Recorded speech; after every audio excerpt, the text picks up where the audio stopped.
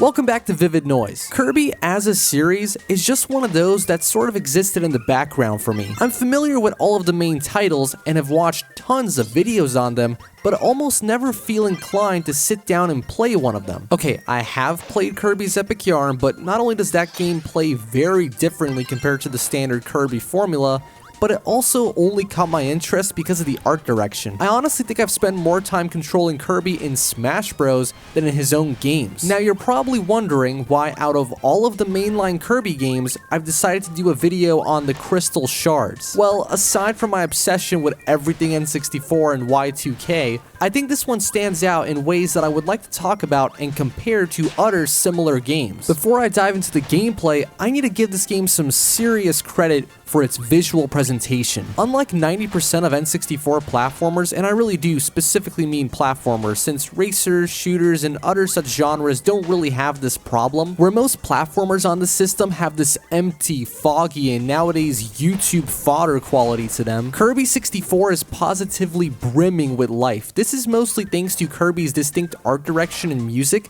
but it's also down to the technical aspects. The texture work is stylized and appealing, the animation has a nice bounce to it, and Kirby himself is very impressive thanks to the choice to animate his face using textures. The N64 does still have some pretty good looking games released later into his lifespan like Conquer or Pokemon Stadium, but I feel that the Crystal Shards benefits from its aesthetic and visual cohesion. It's worth mentioning that even though this game only runs at 30 FPS, very consistently I might add, the cutscenes actually run at 60, which was the last thing I expected from a game like this. Despite what people on YouTube may tell you, Kirby 64 is not personalized and Euclidean or Lovecraftian horror. It does have some darker elements, like all Kirby games do, but it's nothing out of character for the series. Okay, so the game looks like Kirby, but in 3D. But how does it play? Well, this is one of those 2.5D games that I would struggle to even call 2.5D. The gameplay, as far as your inputs are concerned, take place on an entirely 2D playing field. There are elements of depth, but they're mostly cosmetic, kind of how they would be in a 2D section in a modern Sonic game. To give the game a bit of credit, there are moments when enemies will interact with you from the background or foreground, so it does have that element of 3D going for it. With how Kirby's moves work, you know, inhaling, spitting, and flying, HAL Lab probably wanted to keep things simple, especially since this was the 5th generation after all, a time when not every platformer found their footing in 3D. So ultimately, I commend them for prioritizing consistency and readability as opposed to trying to be cutting edge. Plus, if they had to render larger environments for Kirby to roam around in, I doubt the game would have looked as good as it does. The very concept of a 2.5D platformer has always been a fun one for me to observe across the many different ways it's been executed. On PS1, we got stuff like Klonoa and Pac-Man World, both 2.5D platformers that make very different use of the formula. Where Pac-Man World uses depth sparingly and for the most part has a very 2D sort of design mentality, Klonoa has all sorts of different stage gimmicks and set pieces that could not have been possible in full 2D. It is a bit of a shame that 2.5D isn't as common as it used to be, but I get it, it isn't always necessary and the novelty wore off around the 6th generation. The very definition of a 2.5D game is often up for debate due to how inherently blurred the lines become. Personally, as I just said about Kirby 64, a game isn't 2.5D just because it uses 3D rendered visuals, and it's not enough for just one or two stages to have some sort of foreground and background interaction. Mario Wonder, Sonic Mania, and even DKC Returns do this on occasion, but I don't consider them 2.5D. The most recent and successful 2.5D platformer I could think of is Little Big Planet, since you've got several layers of depth you can switch between at any time,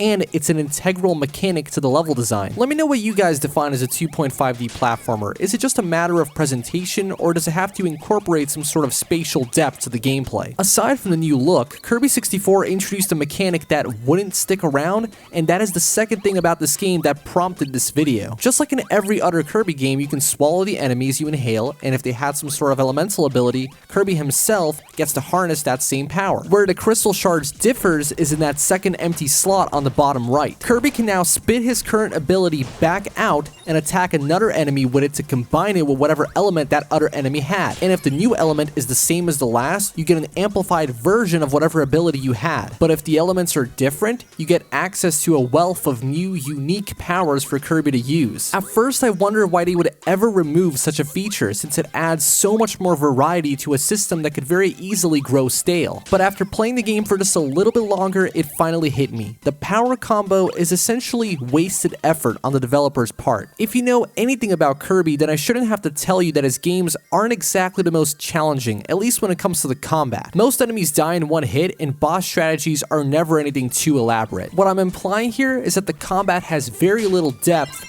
meaning that pretty much any offensive ability that works for you will continue to work for you throughout the entire game. That's not inherently a bad thing. In fact, it might just be a selling point for a lot of people if the success of the series is anything to go by. But the shallow combat is most likely the reason why the power combo mechanic has never been revisited. I'm sure that conceptualizing, programming, and animating all of these abilities must have taken quite some time and effort.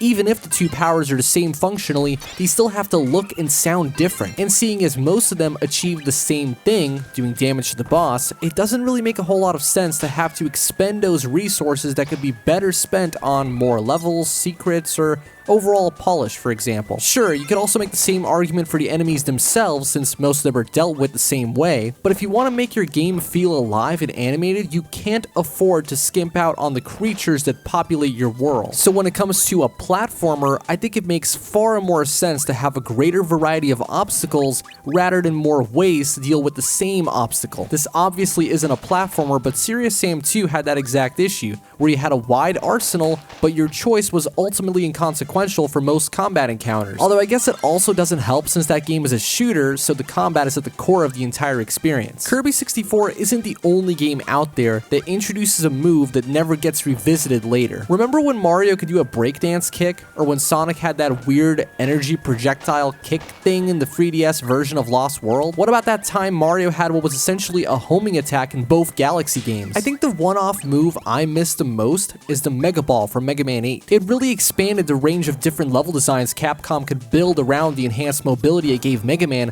while also doubling as a means of attack. I understand why they removed it from Mega Man Base, since they wanted to emphasize Base's greater agility, and obviously it wasn't going to make a comeback in 9 or 10, but I don't know, maybe it would have been a fun addition for Mega Man 11. Ultimately, I understand why developers choose to give certain abilities to their playable characters the axe. Games are often made with tight deadlines and heavily overseen budgets, so when the team feels that something isn't essential, they rightfully remove it. That's most likely the reason why so many fan games will generally be far more diverse in terms of content, even if the polish isn't quite there. The only limitation such a project has is the creator's technical mastery of whatever engine they're using and their own commitment. That's not to say that more is always better. There's definitely a craft to creating an experience where you only have what is absolutely necessary. And in fact, I can think of quite a few fan games that could actually benefit from a bit of trimming down, although in some cases that would kind of be missing the point, since I've always seen fan projects as an expression of creative freedom, not bound by deadlines, licensing, or higher management. And if you can recall all the way back to the start of this video when I said that I've played as Kirby in Smash Bros more than I have in his own games, yeah, well, when it comes to Smash,